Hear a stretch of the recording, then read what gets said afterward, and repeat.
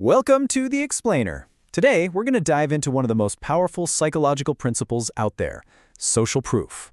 We'll break down what it is, see it in action, and most importantly, learn how you can use it effectively. Let's get right into it. This is the big question, isn't it? Whether you're pitching a new idea, trying to sell a product, or leading a team, you're competing for attention in a ridiculously crowded world. So how on earth do you cut through all that noise? Well, to get our ideas heard, we first have to really wrap our heads around what we're up against. Let's call it the persuasion problem. Just think about it for a second. The people you need to reach, they are absolutely wading through a non-stop flood of messages every single day. This is exactly why understanding the mental shortcuts our brains use to make decisions isn't just a helpful skill anymore, it is absolutely essential to getting anything done. And that brings us to the solution, or at least one of the most powerful mental shortcuts there is, a little thing called social proof. At its heart, social proof is just a basic, fundamental human instinct. When we're not sure what to do, what to buy, where to go for dinner, what to believe, we instinctively look around to see what everybody else is doing. We basically take our cues from the crowd. And this whole principle gets put on steroids by what we can actually see. When we physically watch other people taking an action, it kind of validates it for us. It makes it seem like the right thing to do. And that visual cue, it is incredibly persuasive. So just how powerful is this effect? Well, a classic experiment on the streets of New York City gives us a really fascinating look. So the setup was brilliantly simple. The researchers had some people stop on a busy sidewalk and just look up, stare at an empty patch of sky for 60 seconds. All they wanted to know was how many strangers walking by would stop and join them. Okay, so when it was just one person standing there looking up, the effect was pretty tiny. Only about 4% of the people walking by even bothered to stop and see what was going on.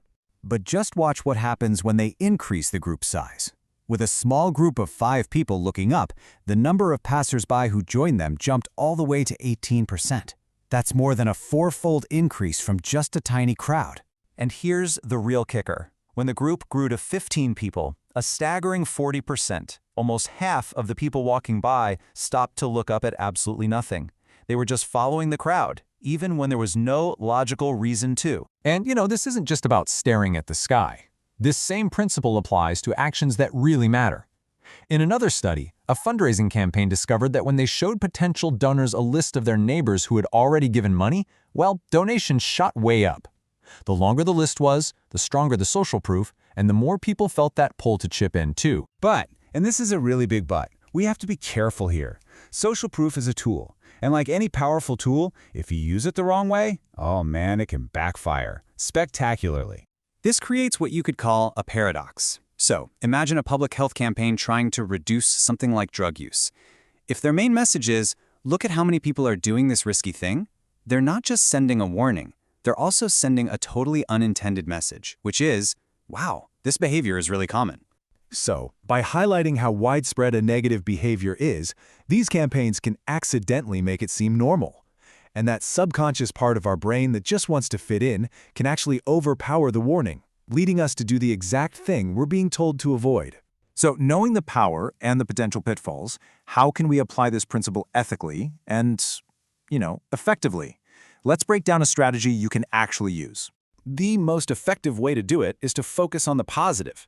So instead of talking about how common a problem is, you highlight success stories from people your audience can actually relate to. Point to good emerging trends. And you know what?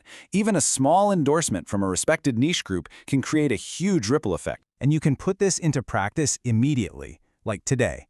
Find an idea or a process you want to get people excited about. Maybe a new workflow or a different sales approach.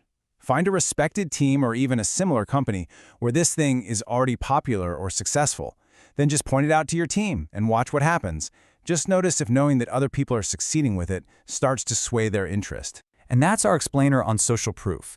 It's a force that is constantly and a lot of times silently shaping the decisions we make every day. So the final thought I want to leave you with is this. Now that you know how it works, take a second to look around. Where is the crowd guiding you, and is that really where you want to go?